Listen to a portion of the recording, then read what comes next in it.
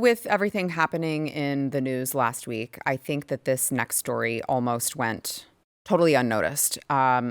There has been really bombshell new testimony about the harmful effects of vaccines in the childhood vaccination schedule. Now, this was during the Homeland Security and Governmental Affairs Committee hearing, the Permanent Subcommittee on Investigations.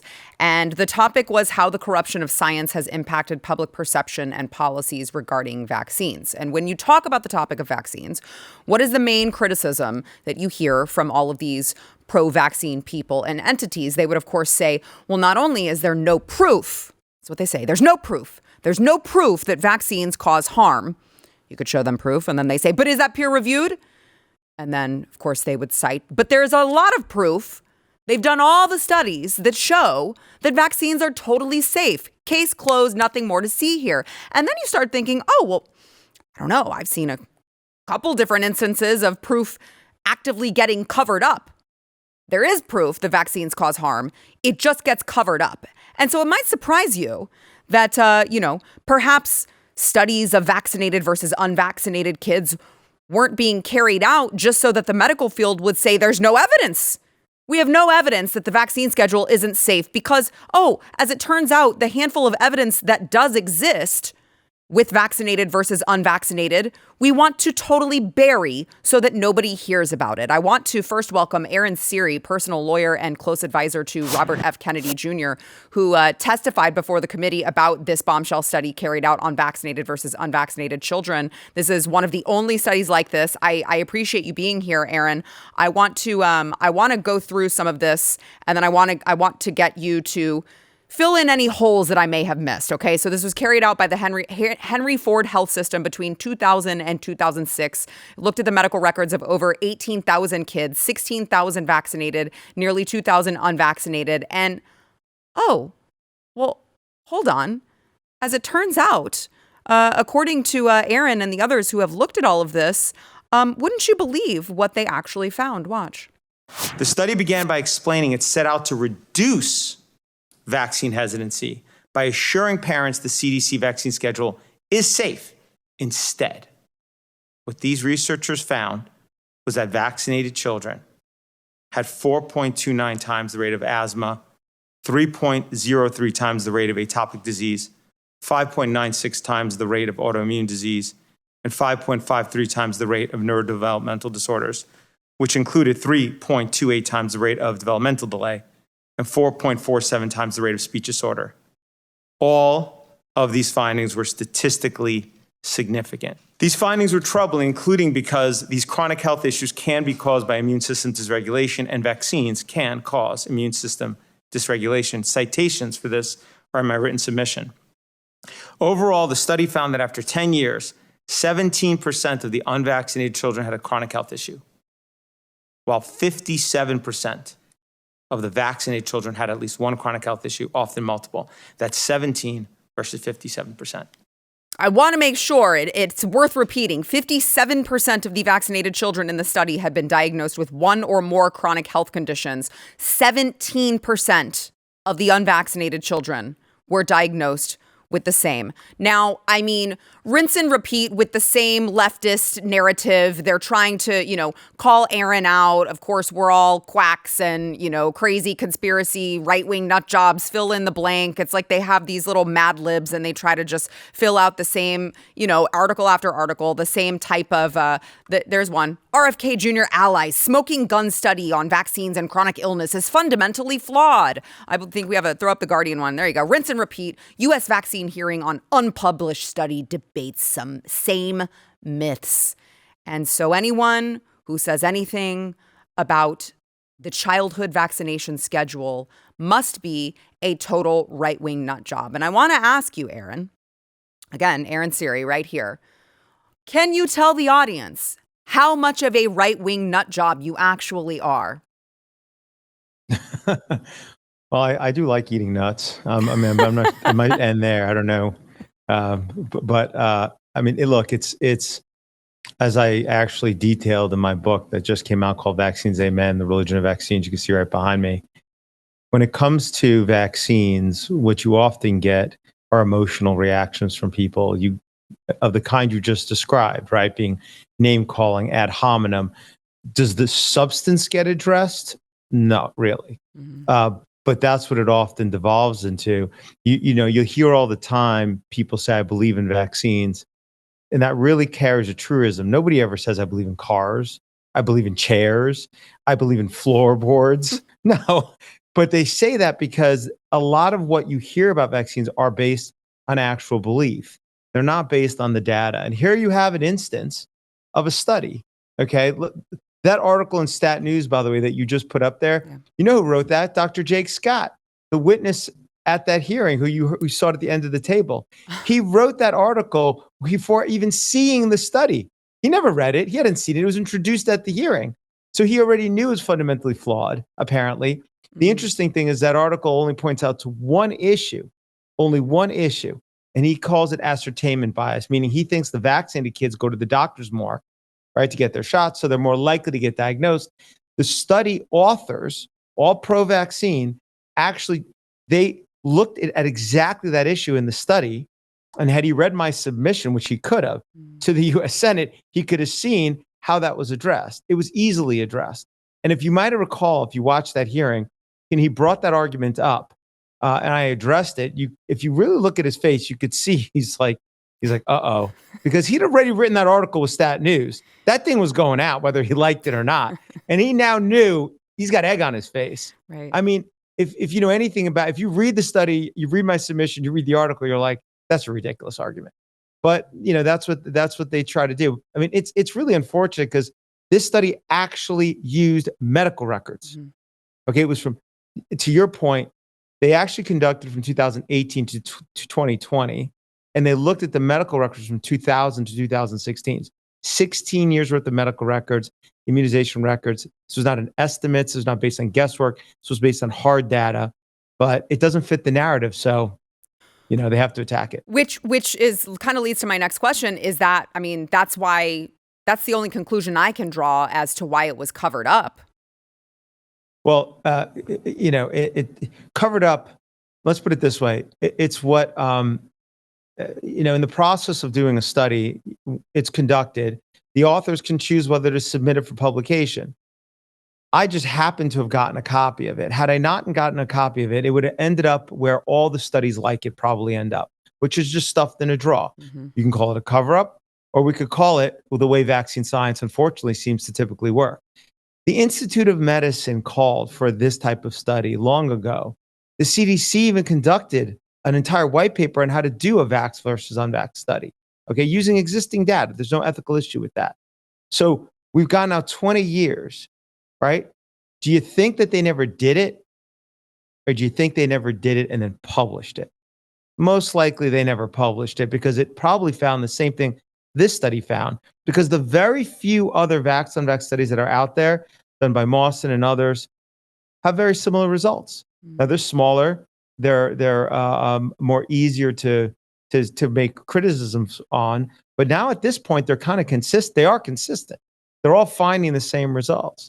So I mean, if name calling was an issue, and you'll have Del on in a minute, he wouldn't be doing what he's doing. I wouldn't be doing what I'm doing. That is exactly what they try to do to folks in this community.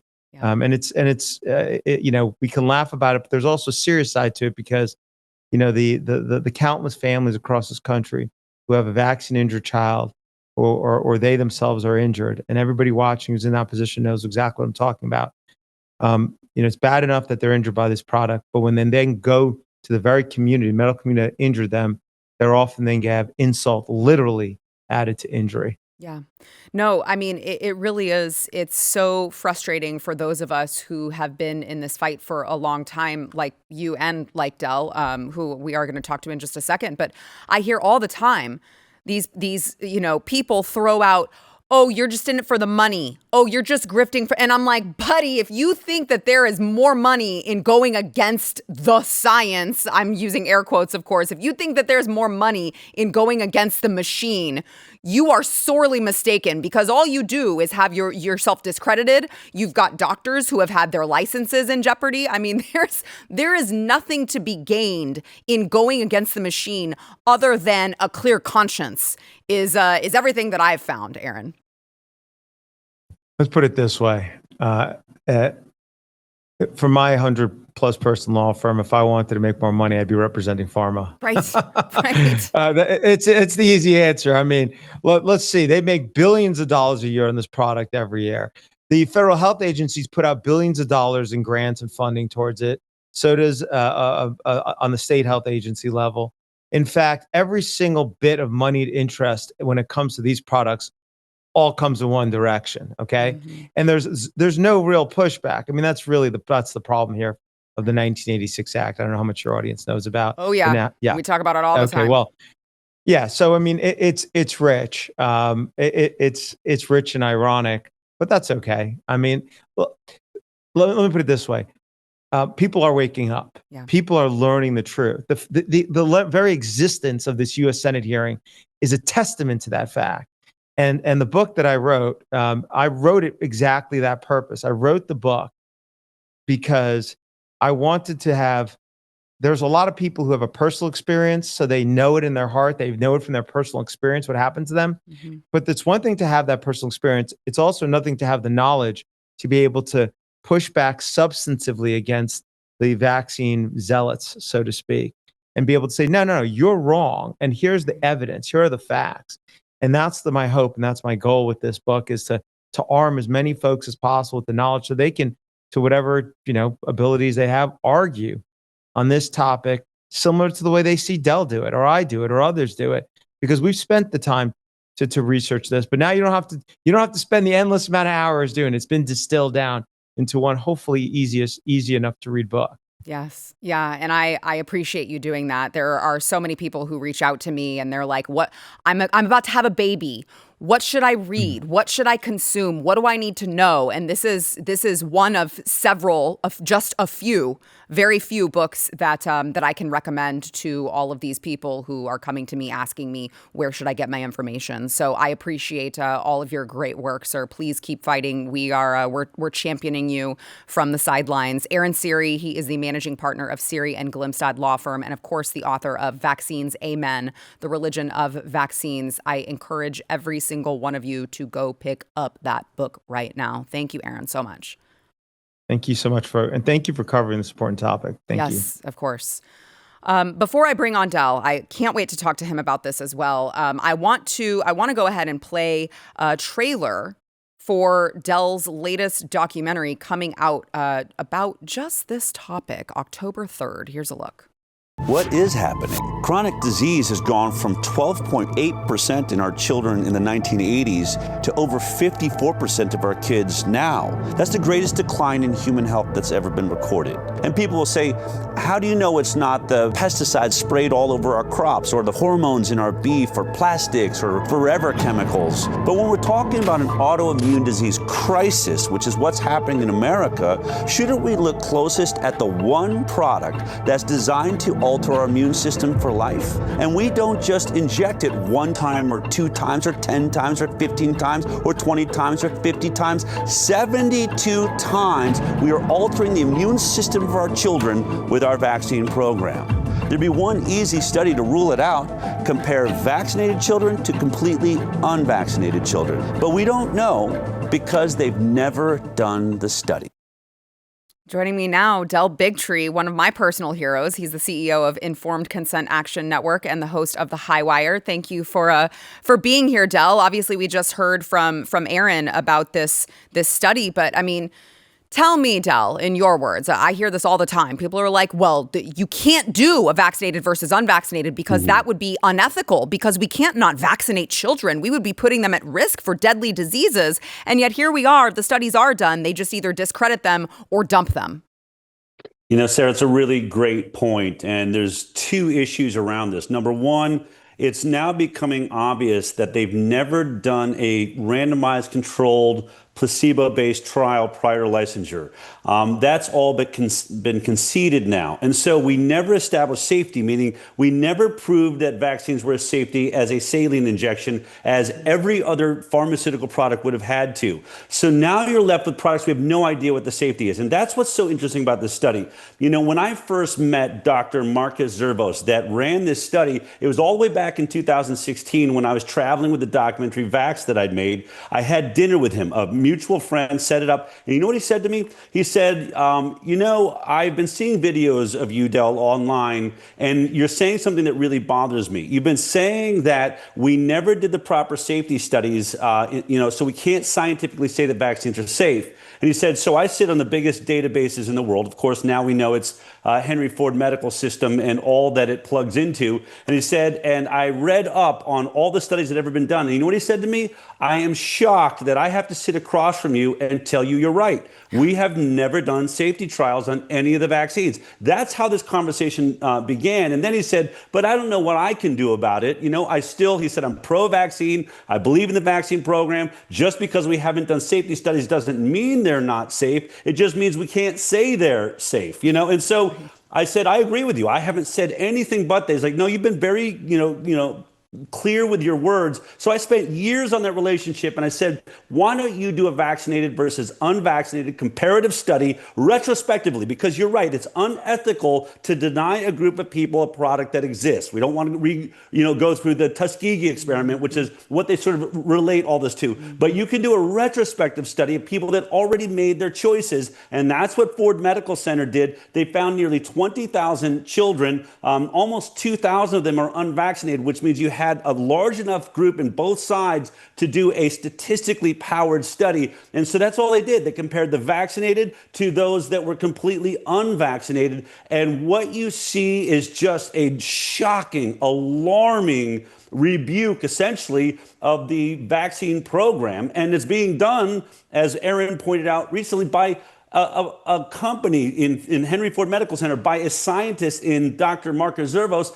that are pro-vaccine. They're doing the study to prove us wrong. And instead, they get these alarming results, which, as I think you're aware, now we know why we've never seen one of these studies. And I keep saying this, you know, Aaron's a little bit nicer about it. I was like, have they done the study? I'm telling you, as a journalist with blood moving through my veins, had they ever just done something about this? Are we saying the CDC and the FDA and the NIH never thought to compare vaccinated children to completely unvaccinated children? And then it comes out and the vaccinated are healthier, they have less ADD, ADHD, they have less asthma, less autism. Do you realize that I wouldn't be here. You wouldn't know who Del Bigtree is. You certainly wouldn't see Robert Kennedy Jr. as HHS secretary if all they did was just compare these two groups of children and said, see, the vaccinated are healthier.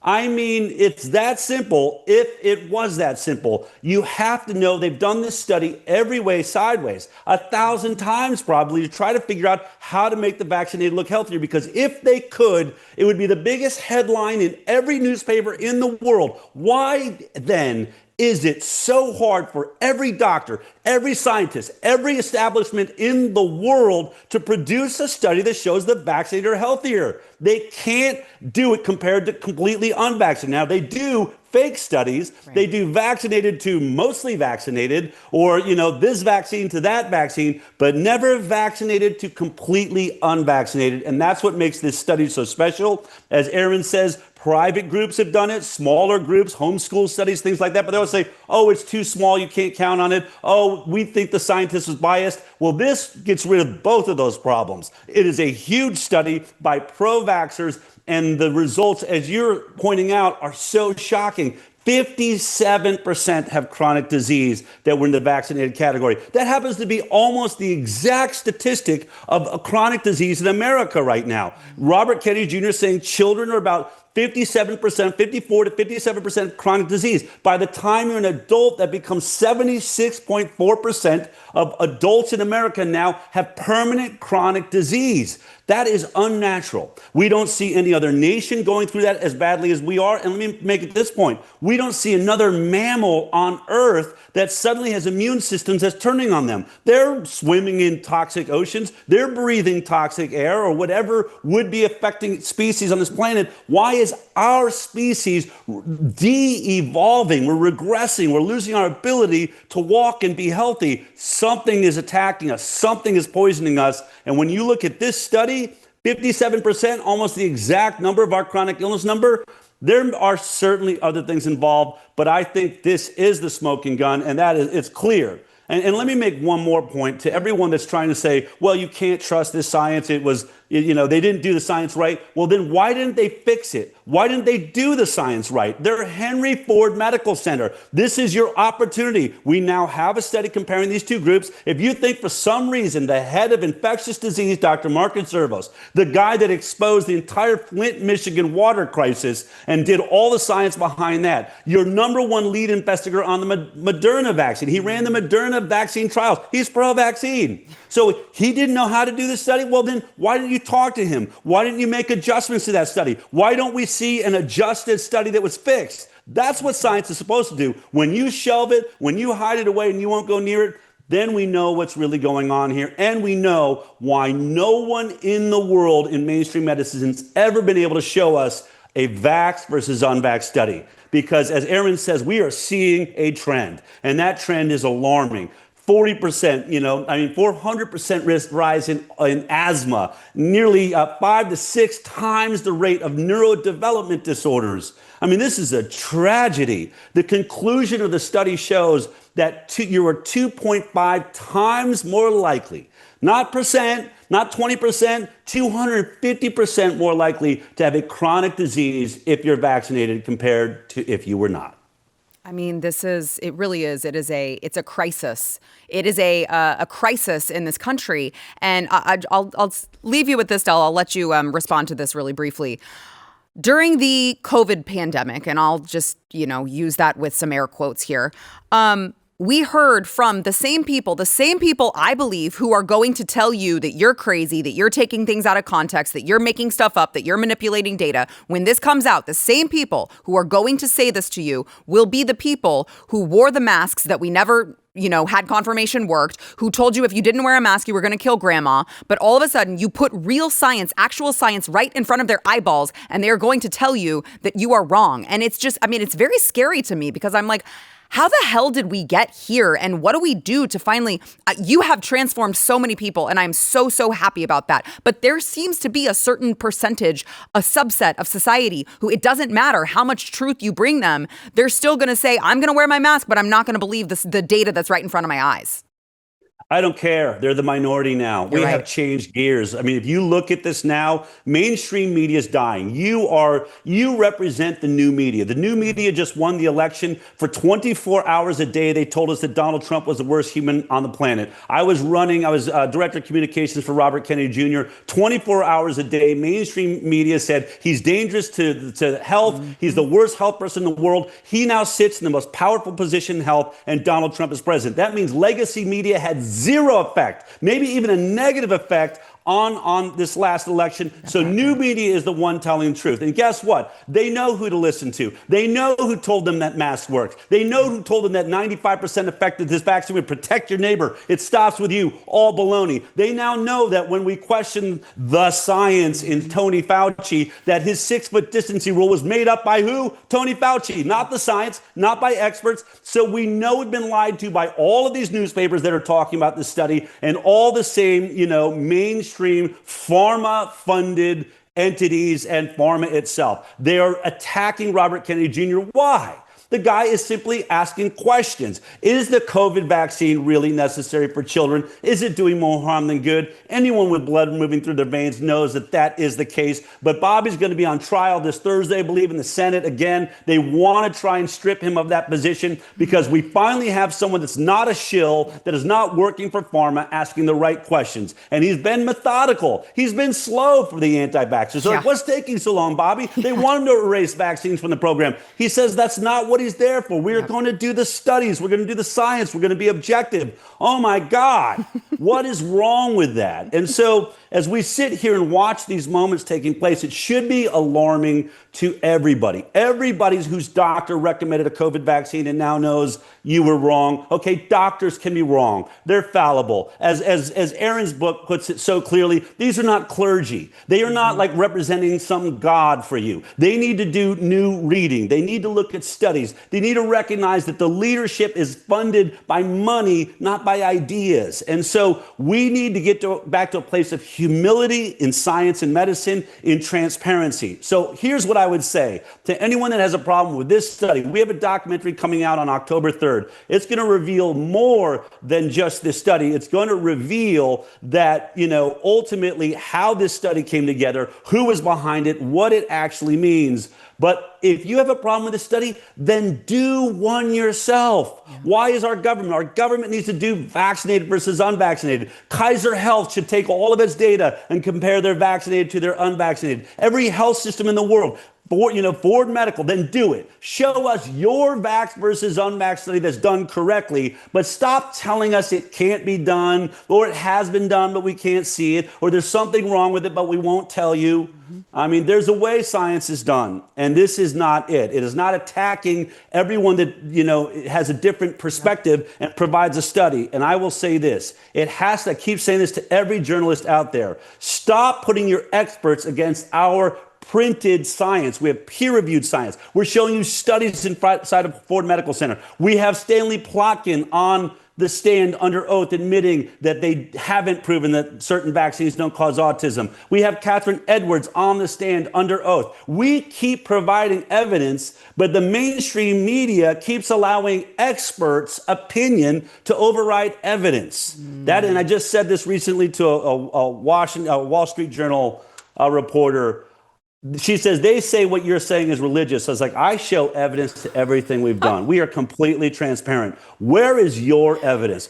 And by the way, this hearing, this Dr. Jake Scott, he said, we've done the placebo trials, and Aaron tore apart. He said, I have 640 trials from around the world. None of them had anything to do with our childhood vaccines. This should be very simple. Mm-hmm. There's 16 vaccines on the schedule, given in 72 doses. Where are the 16 placebo-based trials that put those on the market prior to licensure? This is not brain surgery. I don't need 600. I don't need a mountain, a room full of paper. I need 16 that no one in medicine has been able to provide. That should bother everybody. Not just that it hasn't been done, but they continue to lie to you and say it has been. And I know we gotta take a break here, Del, but I would just add to that, which well said, nobody can say it quite as well as you can, but I would just add to that not only do you not have those studies with a true placebo, you also don't have a study that shows they want you to take 8 in one day. You don't have any studies that show you're taking all of these at the same time. There's no study that shows that taking all of these at the same time is actually safe. None